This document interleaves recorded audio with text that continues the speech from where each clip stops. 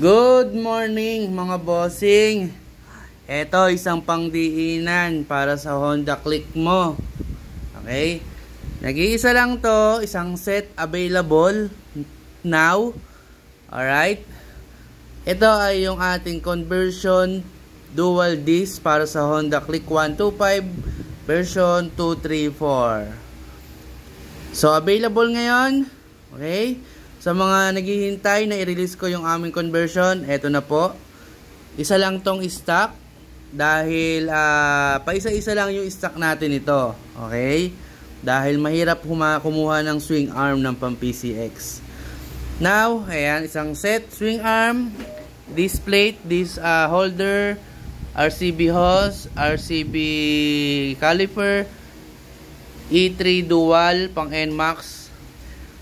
Medyo mahirap makompleto to dahil hindi laging available yung ibang parts, lalo na sa caliper ng rear. Medyo madalang magkaroon yan. Kaya ngayon, sa mga naghihintay, huwag na kayong magpatumpik-tumpik pa.